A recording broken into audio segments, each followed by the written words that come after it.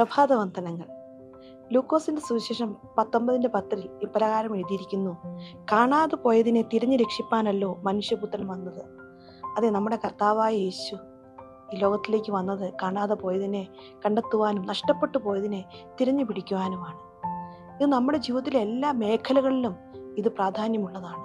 ഒരുപക്ഷെ നമ്മുടെ ബാല്യം നമുക്ക് നഷ്ടപ്പെട്ടിട്ടുണ്ടാവാം, നമ്മുടെ ആരോഗ്യത്തിൻ്റെ അവസ്ഥ നഷ്ടപ്പെട്ടിട്ടുണ്ടാകാം, നമ്മുടെ സമാധാനം, സന്തോഷം, ബന്ധങ്ങൾ, ഇതൊക്കെ ചിലപ്പോൾ നഷ്ടപ്പെട്ടിട്ടുണ്ടാകാം. എന്നാൽ കർത്താവ് നമുക്കതെല്ലാം തിരികെ തരുവാനായിട്ട് ആഗ്രഹിക്കുന്നു. ശത്രുവാണ് നമ്മളിൽ ഇതെല്ലാം കൊണ്ടുവരുന്നത്. എന്നാൽ കർത്താവാകട്ടെ നമുക്കിതെല്ലാം തിരികെ തരുവാൻ ആഗ്രഹിക്കുന്നു. അതിന് ഒരുപക്ഷെ നമ്മുടെ പാപവും അനുസരണക്കേടുമൊക്കെ അതിനകത്തുണ്ടായിരിക്കാം, ഭാഗമായിരിക്കാം. എന്നിരുന്നാലും കർത്താവിൻ്റെ നമ്മളോടുള്ള വലിയ സ്നേഹം നമ്മളെ നഷ്ടപ്പെട്ടതിനെ തിരിച്ചു കൊണ്ടുവരുവാനായിട്ട് കർത്താവ് ആഗ്രഹിക്കുന്നു.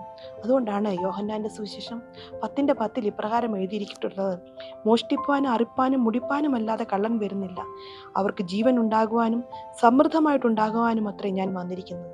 ഇത് നമ്മുടെ ജീവിതത്തിലെ എല്ലാ നഷ്ടപ്പെട്ടു പോയിട്ടുള്ള സാഹചര്യങ്ങളെ നോക്കി ഈ ജീവൻ നിങ്ങൾ കൽപ്പിച്ചാട്ടെ. കർത്താവ് നിങ്ങൾക്ക് ഇതെല്ലാം തിരികെ തരുവാനായിട്ട് മതിയായവനാണ്. നമുക്ക് പ്രാർത്ഥിക്കാം. ദയമായ കർത്താവ്, ഞങ്ങൾ ഒരുമിച്ച് പ്രാർത്ഥിക്കുന്നു. ഞങ്ങളുടെ പലരുടെയും ജീവിതങ്ങളിൽ പലതും ഞങ്ങൾക്ക് നഷ്ടപ്പെട്ടു പോയിട്ടുണ്ട്. ഞങ്ങൾ അവയൊക്കെ നോക്കി ജീവൻ കൽപ്പിക്കുന്നു. അങ്ങയുടെ സമൃദ്ധമായിട്ടുള്ള ജീവൻ ഞങ്ങൾ കൽപ്പിക്കുന്നു. ഞങ്ങളുടെ അനാരോഗ്യത്തെ നോക്കി ഞങ്ങൾ ജീവൻ കൽപ്പിക്കുന്നു. ഞങ്ങളുടെ നഷ്ടപ്പെട്ടു പോയ ബന്ധങ്ങളെ ഓർത്ത്, ഞങ്ങളുടെ ബാല്യത്തെ ഓർത്ത്, ഞങ്ങളുടെ അസമാധാനത്തെ ഓർത്ത്, ഞങ്ങൾക്ക് സന്തോഷമില്ലാത്ത അവസ്ഥയെ ഓർത്ത് അങ്ങയുടെ ജീവനും സമൃദ്ധമായിട്ടുള്ള ജീവനും കൽപ്പിക്കുന്നു. ഒരു വലിയൊരു റിക്കവറി പ്രോസസ്സിലോട്ട് ഞങ്ങളെ അങ്ങ് കൊണ്ടുപോകുന്നതിനായിട്ട് നന്ദി കർത്താവേ. ഞങ്ങൾ അങ്ങയെ സ്നേഹിക്കുന്നു, ആരാധിക്കുന്നു. എല്ലാ മാനവും മഹത്വവും എൻ്റെ യേശുവിൻ്റെ നാമത്തിൽ. ആമേൻ.